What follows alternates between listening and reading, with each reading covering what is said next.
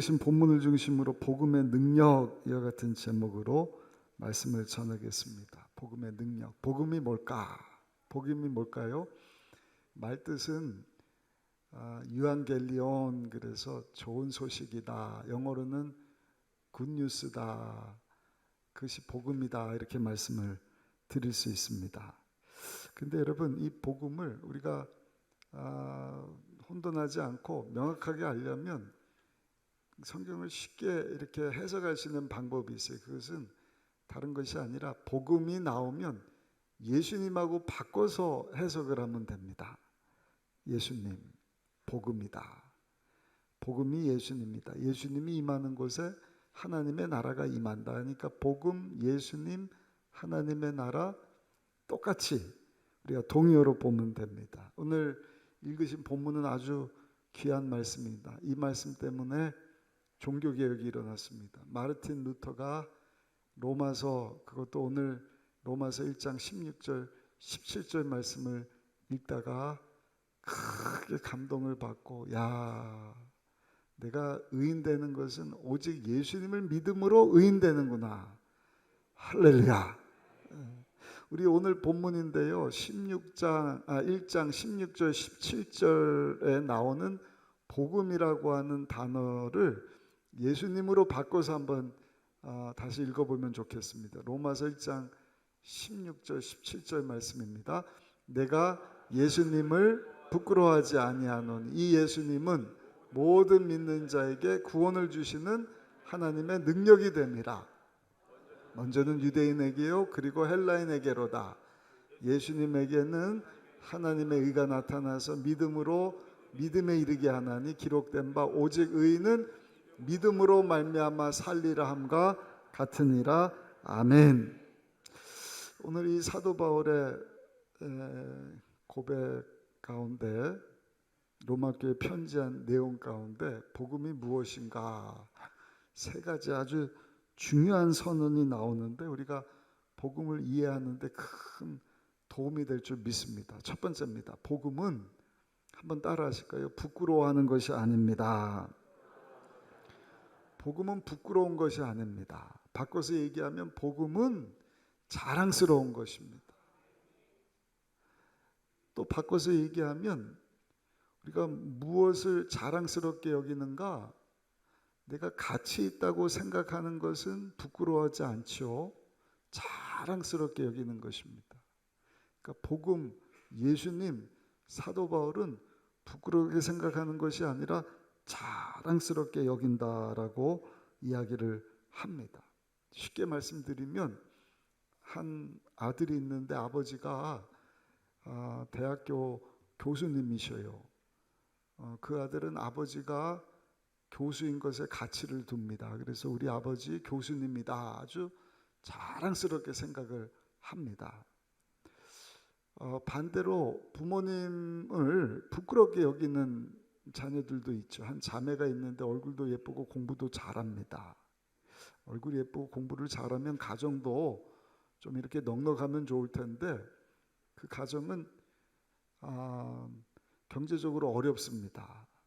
그냥 엄마 아빠가 할 수 있는 일은 길가에 나가서 행상으로 이것저것 파는 일을 하는데, 한 번은 이 딸이 자기 친구들하고 학교 마치고 길을 가다가 엄마 아빠를 마주친 거예요.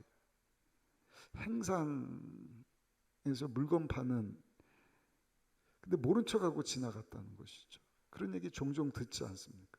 근데 여러분, 이 딸 아이 마음에 사실은 엄마 아빠를 부끄러워하는 것이 아니라 엄마 아빠를 사랑할 뿐만 아니라 존경해요. 자랑스럽게 여기는 마음이 있어요. 왜냐하면 자기뿐만 아니라 자기 형제들을 그 어려운 형편 가운데서도 아침부터 늦은 시간까지 길가에 나와서 이렇게 행상 일을 하면서 양육하고 어려서부터 키워주신 그 일 때문에 너무 고맙고 너무 자랑스럽고, 그런데 왜 그 친구들 앞에서는 엄마 아빠를 부끄럽게 여겼을까?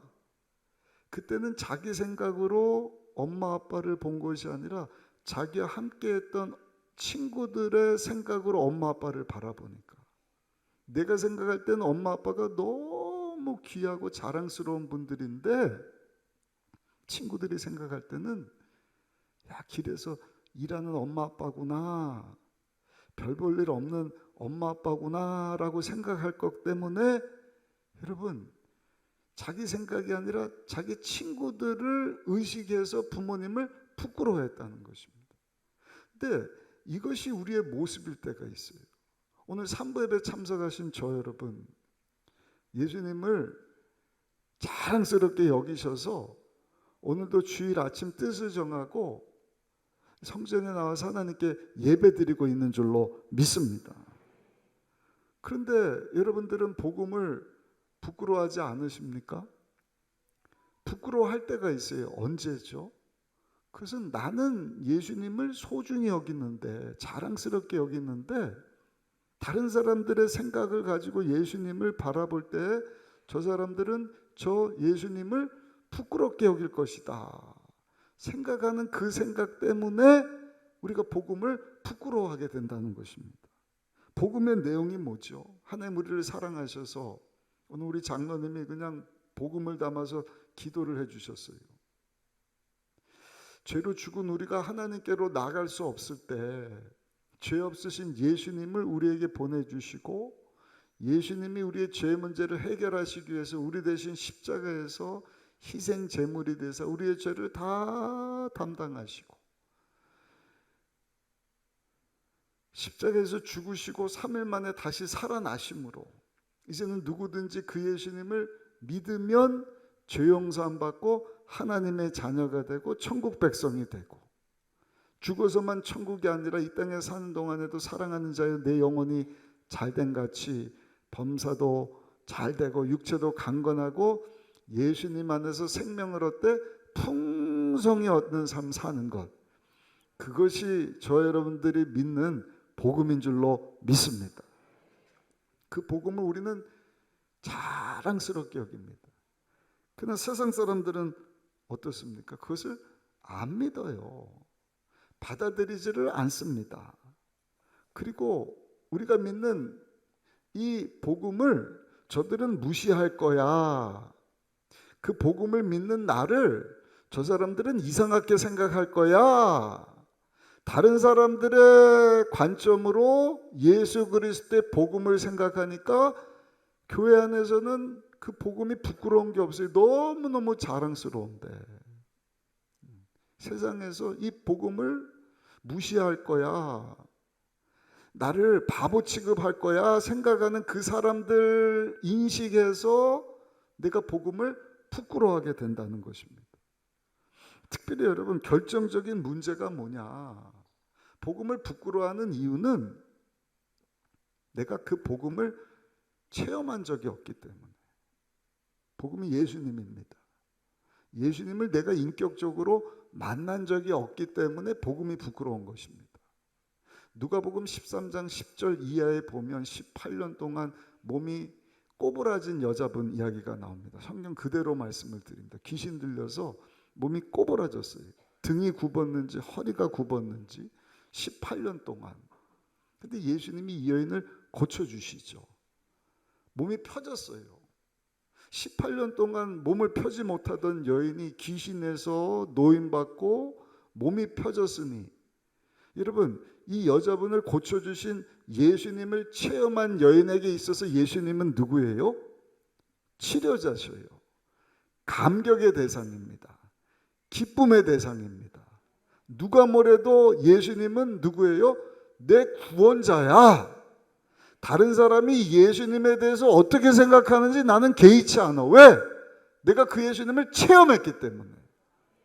오늘 이 본문을 기록하고 있는 사도 바울이 로마에 있는 교회에 편지하고 있다. 그 당시 로마는 세계 최대 강대국입니다. 오늘날로 하면 미국의 뉴욕쯤 되는 도시입니다. 그 모든 머리 좋은 사람들이 다 모였어요. 모든 석박사들, 모든 문학을 한다는 대기업 재벌 총수들이 다 모였습니다. 그러니까 잘나고 똑똑하고 돈 많고 권세 권력 있는 자들, 아무것도 내세울 것이 없는 자들. 근데 사도 바울은 그런 사람들 의식하지 않습니다. 그런 사람들 의식했으면 내가 복음을 부끄러워하지 아니하노니 이렇게 편지 안 했을 것입니다.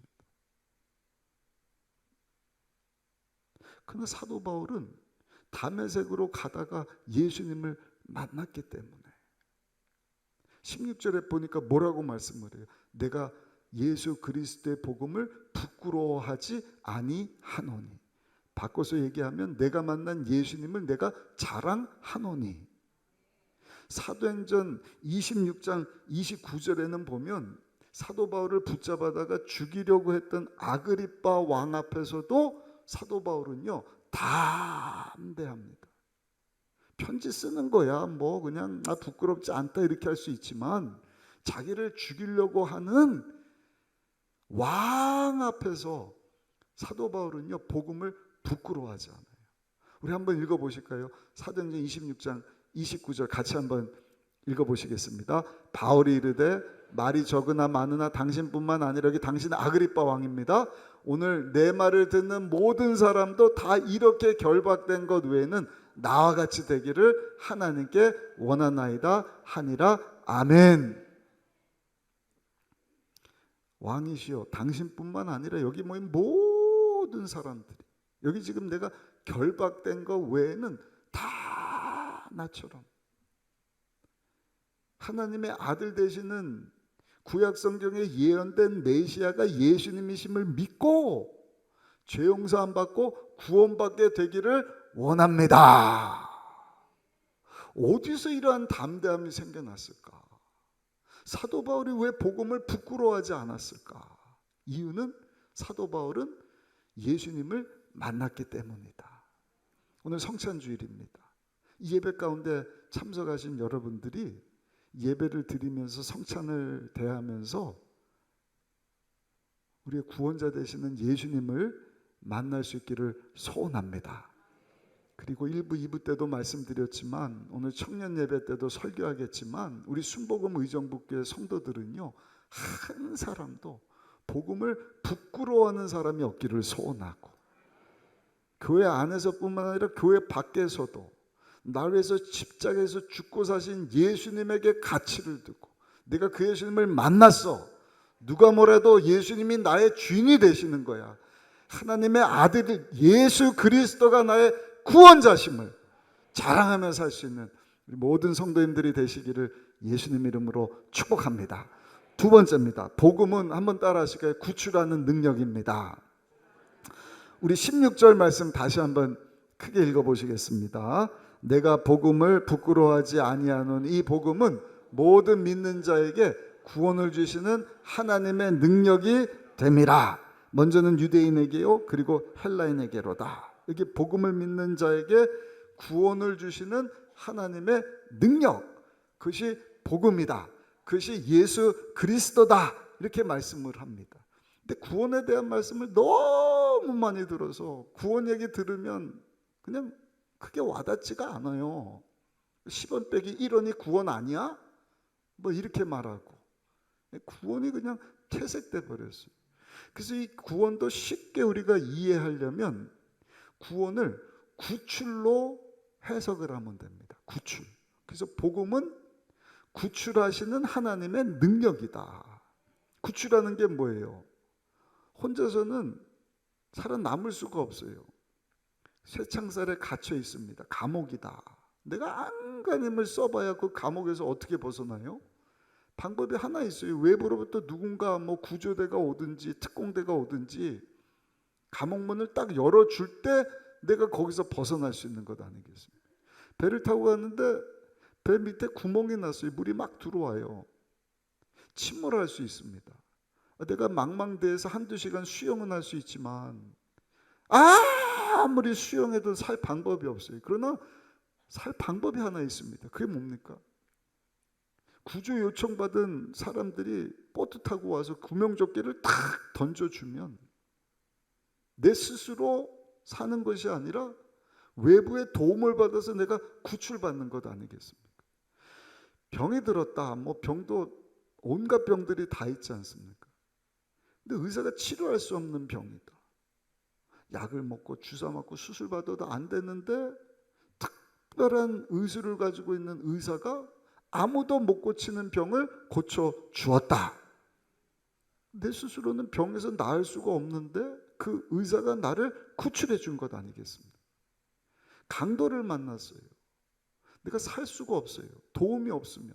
어제도 보니까 그 편의점에서 일하는 분이 그 가게 주인인데 술 취한 취객이 들어와서 쇠몽둥이를 막 휘두르니까 아주머니가 놀래갖고요. 근처에 있는 그 자동차 정비소에 갔더니 5명 건장한 청년들이 탁 나오니까 이 사람이 막 도망가더라고요. 끝까지 쫓아가서 이 아저씨를 제지하고 경찰 올 때까지 붙잡아뒀다가 이렇게 인계를 해줬다.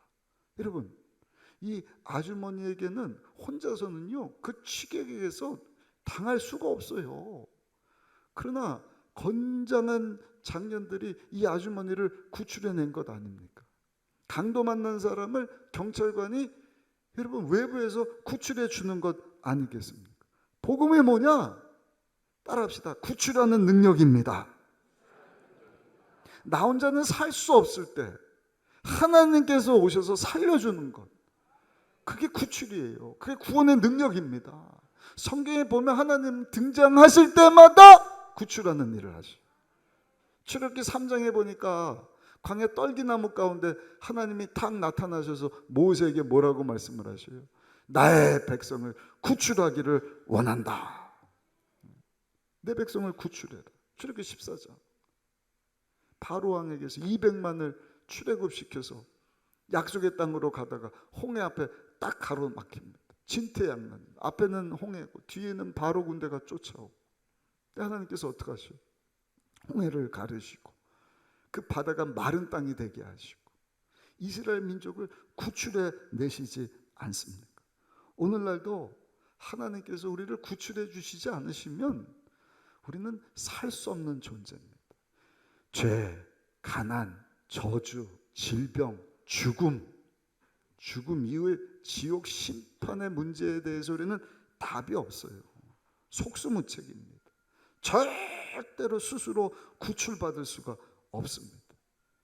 근데 하나님께서 우리를 구출해 주시려고 죄 없는 하나님 아들 예수 그리스도를 우리 가운데 보내주신 줄로 믿습니다.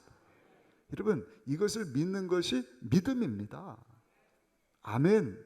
영적인 원리예요. CCC 사형리 이 전도지 있지 않습니까? 이거 가지고 전도할 때 처음 얘기하는 것이 뭐예요? 하나님이 당신을 사랑하십니다.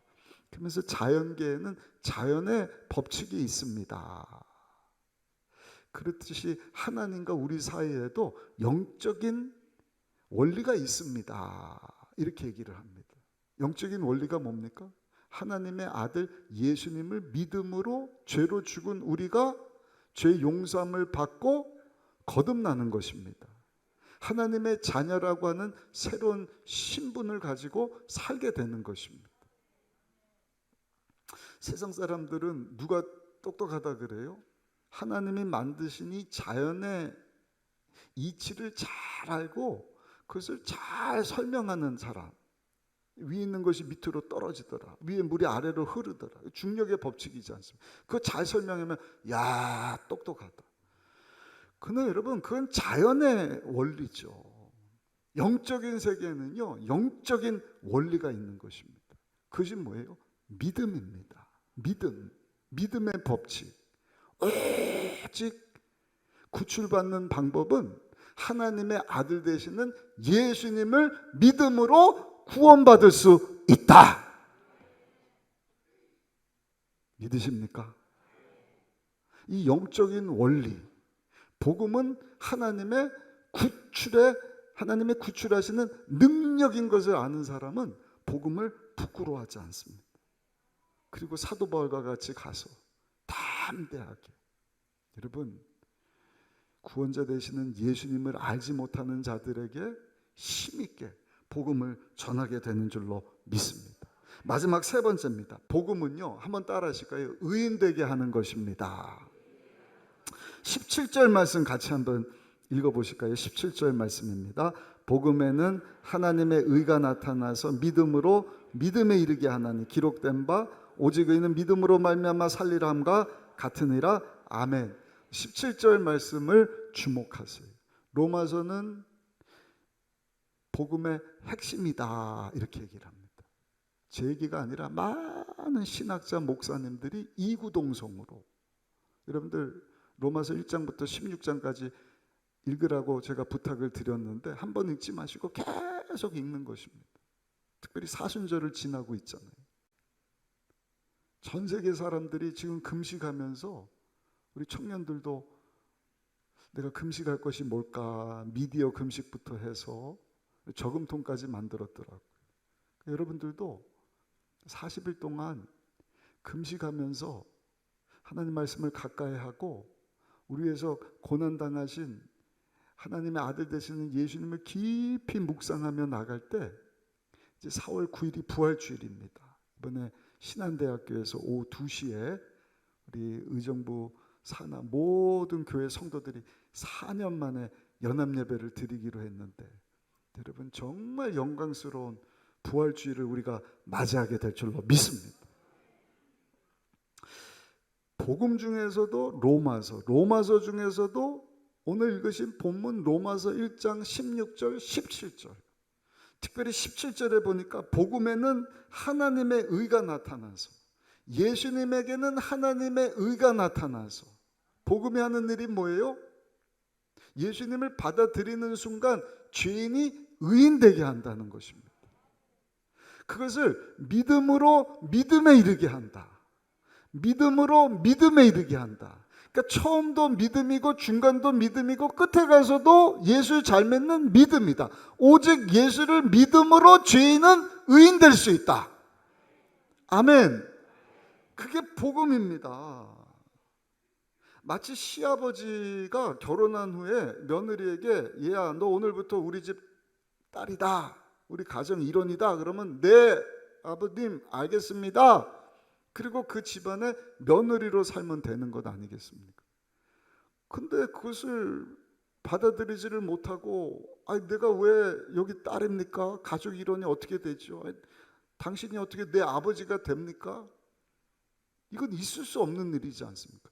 믿음으로 네 하고 받아들이면 되는 것입니다. 생전 처음 보던, 나와 피를 나누지 않은 사람임에도 불구하고 법적으로 내 어머니 아버지가 되는 것처럼, 죄로 죽은 저와 여러분들이에요. 하나님과 원수되었던 자들입니다. 피조물이 어떻게 창조주 되시는 하나님을 아빠, 아버지라 부를 수 있냔 말이에요.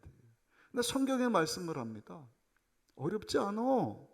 하나님 우리를 사랑하셔서 우리 죄의 문제를 해결하시기 위해서 보내주신 예수님을 믿음으로 죄 용서함 받고 하나님의 자녀가 될 수 있다.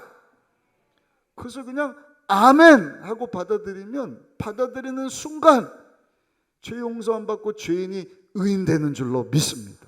하나님 자녀가 되는 줄로 믿습니다. 하나님 예배하신 천국 백성으로 하나님께서 우리에게 새로운 신분을 허락해 주시는 줄로 믿습니다. 이것을 아까 말씀드렸던 마르틴 루터가 1500년 중세시대 때 체험을 한 것입니다. 마틴 루터는 가톨릭 사제예요. 오늘날로 하면 신부입니다. 어려서부터 신앙의 교육을 잘 받고 살았던 마틴 루터인데, 그 죄에 대하여, 구원에 대하여, 어떻게 죄인이 거룩하신 하나님 앞으로 나갈 수 있을까에 대한 것을 어려서부터 굉장히 많이 생각을 한 것 같아요. 가톨릭이 강조하는 것은 뭡니까? 행위지 않습니까? 노력이지 않습니까? 막 헌금함으로 면죄부를 주고 막 성전 짓는다는 명목 가지고. 근데 이 말씀을 읽다가 보니까, 와, 내가 죄인인데 의인 될 수 있는 비결은 내 어떤 노력이나 공로가 아니라 날 위해서 십자가에서 죽고 사신 예수님을 믿음으로 의인되는 것이 하나님의 능력이구나. 이것은 믿음으로 믿음에 이르게 하는 것이구나. 오직 첫 번째도 두 번째도 세 번째도 마지막도 이 믿음 가지고 내가 구원받는구나. 그것을 깨닫고 그 성당 95개 항목을 딱 라틴어로 써서 왜 로마 카톨릭이 잘못됐는지 반박을 하고, 전 세계 생각하지도 못했어요 사실은. 근데 그게 하루아침에 번역이 돼서 그냥 온 유럽 땅에 퍼지게 되니까 그렇게 생각하고 있던 성도들이 그냥 막 일어나서 종교개혁이 시작된 것 아닙니까? 그 전까지 이 마르틴 루터는요, 막 죄를 지면 자기를 막 학대를 해요. 그 마틴 루터만 그런 것이 아니라 그것이 그 당시 문화입니다. 생각으로 입술로 손과 발로 죄를 지면은요 막 피가 나도록 자학을 하는 거예요. 막 자신을 때리고 막 피가 나도록 그냥 막 그 성전을 무릎으로 팍팍 기어 올라가면서 이렇게 하면 내가 죄 용서함을 받고 의롭게 될 수 있을까? 아니더라는 것입니다. 오직 예수 그리스도를 믿는 믿음으로 의롭게 된다. 요한 웨슬레가, 여러분, 이 마르틴 루터가 독일어로 번역한 로마서 서문을 읽다가 회심한 것 아니겠습니까? 메토디스트 감리교단 창시자입니다. 웨슬리안 운동을 시작했던 분, 우리 교단의 뿌리기도 합니다. 이분도 똑같아요. 메토디스트는 아주 규칙적이거든. 신앙생활 하는데 대충 하는 법이 없어요. 교회 나올 때도 예배 시간 철저히 지키고 전능하신 하나님 앞에 나오는데 눈곱 떼고 옷 깨끗하게 입고 목욕 잘 하고 그러고 나와야지 그냥 어슬렁어슬렁 시간 늦춰서 나오고 이런 게 없어요. 그런 이유 중에 하나가 뭐냐? 거룩하신 하나님 앞에 거룩한 모습으로 살면 내가 구원받을 수 있을까 해서 그렇게 시작된 것입니다. 근데 거기 평안함이 없는 거예요. 거기다가 뭘 자꾸 더해요. 막 기도를 막 30분 했다가 1시간, 2시간 하면 내가 의인 될 수 있을까? 거기다가 막 금식하면서 내가 열흘 금식하고 30일, 40일 작정 기도하면 내가 의롭게 될 수 있을까? 거기다가 또 막 전도를 해요. 감옥 가서 전도하고 원주민들에게서 가서 전도를 하고 그러면 구원받을 수 있을까? 그때도 마음에 만족함이 없어요. 죄사함에 대한 확신이 없습니다. 독일 계통의 크리스찬들이 아까 말씀드린 것처럼 마르틴 루터가 회심하게 된 이 로마서 말씀을 독일어로 번역한 그 로마서 말씀을 다 읽다가 그렇구나, 행위로 공로로 내 노력으로 내가 의롭게 되는 것이 아니라 오직 죄 없으신 하나님의 아들 예수님이 십자가에서 나의 죄를 다 담당해 주셨구나 하는 것을 믿을 때 내가 의롭게 되는구나, 죄사함을 받게 되는구나, 마음이 뜨거워졌다는 것입니다. 그렇습니다. 여러분, 죄인을 구출해서 하나님 앞에 죄인이 아니라 의인으로 서게 하는 것이 바로 예수 그리스도의 복음인 줄로 믿습니다. 그러니까 길이요 진리요 생명 되시는 예수님 외에는 구원받을 방법, 쉽게 말씀드리면 구출받을 방법이 없는 것입니다. 스스로는 안 돼요. 아무리 뭘 더하고 붙이고 의로 공의로 공로로 업적으로 행위로 해봐야 구출받을 방법이 아닙니다. 오직 구원자 되시는 하나님이 구원하시려고 보내주신 예수 그리스도를 믿을 때 우리가 구출받게 된다. 그것이 복음인 것입니다. 또 한 가지를 더하면 17절 말씀 아주 중요합니다. 17절 다시 한번 읽어보실까요? 17절 말씀입니다. 복음에는 하나님의 의가 나타나서 믿음으로 믿음에 이르게 하나니 기록된 바 오직 의인은 믿음으로 말미암아 살리라 함과 같으니라. 아멘. 기록된 바 어디 기록된 말씀을 인용을 했느냐? 하박국서 2장 4절입니다. 기록된 바, 하나님께서 하박국 선지자를 통해서 어떤 말씀을 주셨는가? 택함 받은 유다 백성아, 너희들이 바벨론에 포로로 끌려간다 할지라도, 바벨론에 끌려가서 혹 멸망을 당한다 할지라도, 택함 받은 너희들은 믿음을 지키면 하나님께서 너희들을 지키시고 보호해 주시고 구원으로 인도해 주실 것이다. 여러분, 오직 예수를 믿는 믿음으로 의인되는 것입니다. 믿으십니까? 또 죄인이 의인된다, 늘 듣는 얘기 아닌가? 여러분, 신분이 바뀌는 거예요.